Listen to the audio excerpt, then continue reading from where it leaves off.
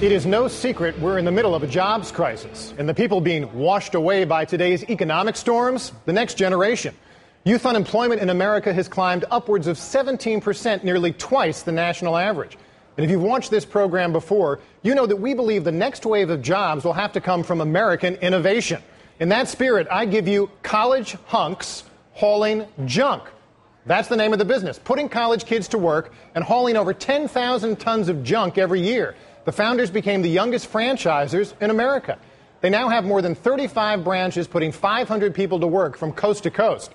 Joining me now, the author of Effortless Entrepreneur, Work Smart, Play Hard, Make Millions, and co-founder of College Hunks Hauling Junk, Nick Friedman. Welcome, Nick. Thank you. So you're a young success story building a business. Tell us how you got the idea for starting this business. You're 29 now. You were in your early 20s? Yeah, it was the summer before our senior year of college. We were home for summer vacation. My buddy from high school and I, we were sitting around trying to think of something to do. And his mom had an old beat-up cargo van. She said, get out, do something. You're not going to be sitting around the pool. So we took the cargo van, made computer printout flyers, put it in people's mailboxes that said College Hunks Hauling Junk. We were obviously very modest at the time.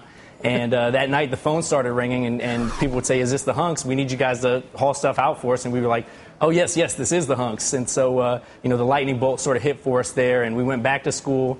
We had always been brought up to study hard, get a good job, and climb the corporate ladder.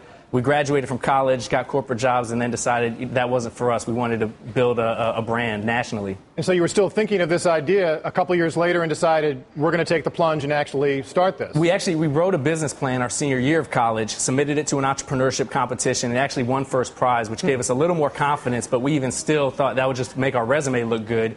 And we got corporate jobs, but it was about 3 months into it only that I emailed my business partner now and said, what's our timeline for quitting our jobs and starting the business? And he emailed me back, all caps, my timeline's right now, exclamation point, exclamation point. So talk about what the first year of that startup was like, because people don't realize how you're in a totally ambiguous situation. Everything depends on you. Tell folks what it's like to really start from the ground and build something that's gotten to where you are today. Well, truthfully, it was, on the positive side, it was the most fulfilling thing that I've ever experienced. I mean, we were waking up at 5 a.m., literally hauling the junk ourselves, going to a transfer site or landfill and disposing of the items to be recycled or disposed of, working till 9, 10 in the evening, working on the books. But we never really got tired.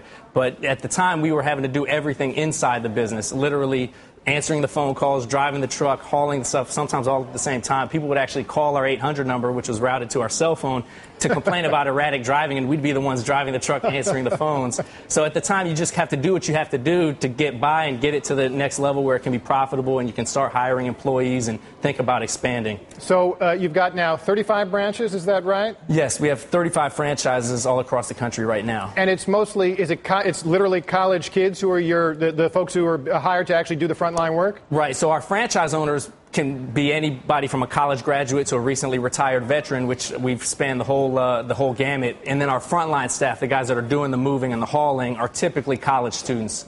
And so what kind of stuff do you actually haul? It really ranges from anywhere that stuff people want to get rid of, cleaning out basements, garages, attics, old furniture. We've done remodeling debris. We've even done disaster cleanup. Obviously the hurricane is upon us, so there's some chance that we may get some calls from disaster restoration companies. And we also do local moving now as well, where we're actually moving items for people, not just hauling their unwanted stuff away. Now, it sounds like you've been expanding even in this very tough economy. What's that been like? What have been the challenges? Well, the one thing that we've realized is when we started the business, which was in sort of the boom times of 2005, it was like all we needed to do was put a sign out and park our truck in a visible location and the phone would ring. And now we've had to become much more strategic to identifying who is our core customer, who needs our service, as opposed to just think it's a catchy name or a quirky idea that might not necessarily want to pay for our services. And so really becoming more targeted with people in life event stages, and it's made better business people out of us. Just got about a minute left. 2 quick questions. You've also expanded and you've got very catchy names. Don't you have like College Foxes packing boxes or something? Yeah, so that's sort of the sister concept. We haven't actually unrolled it fully at this point, but the idea is the Foxes could come in and prep packed items, the Hunks could come in and move the items to another location, and then the Foxes could come in and unpack and organize for them. Briefly, what's your message to other young potential entrepreneurs who have an idea, see someone like you, and are thinking, how do I know if I should take the plunge? Right now, I think there's no better time, especially in this economy, to take entrepreneurship as a true option, as a third option, as opposed to going to grad school or trying to get a secure job. And I think parents are starting to support that even more. So taking action on an idea and being so passionate about it that you're willing to